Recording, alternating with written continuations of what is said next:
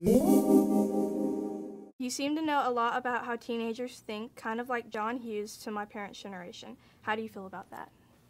First off, I am disturbed that you describe John Hughes as of your parents' generation. It makes me feel very old, and I want to end the interview. That's okay. I did it the other day, so you're fine. How old are you? 15. Oh, God. Oh, God. When were you born? What year? 2000. Shut up. Oh, that actually freaked me out. Oh, wow. Sorry, I'm in a different world right now. I mean, I love John Hughes movies, and John Hughes kind of defined for me what adolescence looked like, because I watched most of those movies when I was like 8 or 10.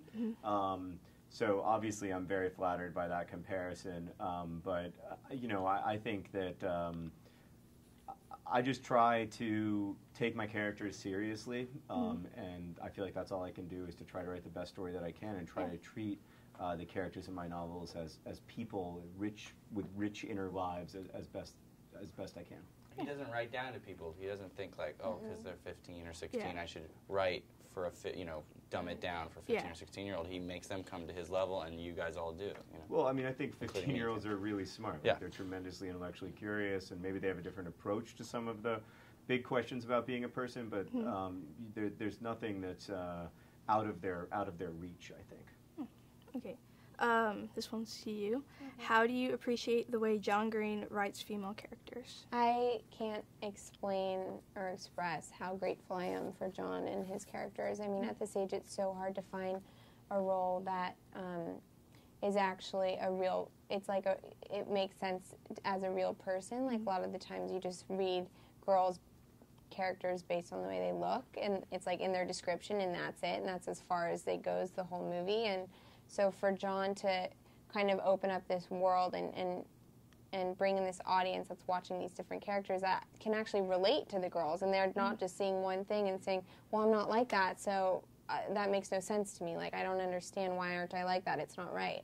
Like, he's bringing in these girls that everyone, I think all the characters, boys and girls, can relate to little pieces in all of the characters, and it's comforting. It makes them feel like they're not alone, and they've gone through that experience, or they're feeling the same feelings, and it's incredible that he's able to do that with every single character in every single book.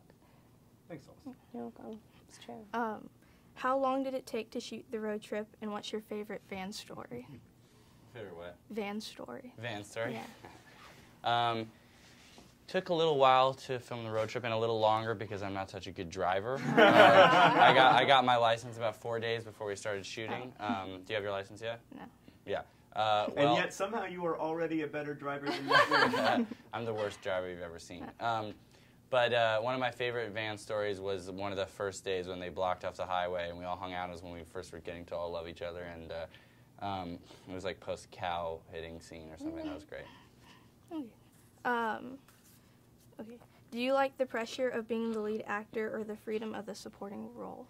I actually find there's freedom in being the lead. You know, I feel like in the supporting role, I mean, there's challenges to both. You know, with a supporting role, there's less weight on your shoulders, but at the same time, you kind of have to eat up every moment because you're carving your place in somebody else's story.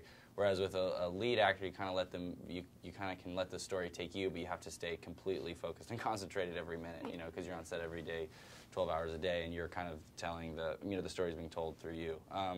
So there's you know, with Fault and Paper Towns, there was both, you know, things that I loved, and then challenges, yeah. Okay, thank you for your time. Aw, thanks. Thank you. Those were great questions. They were really good. I love that question you asked.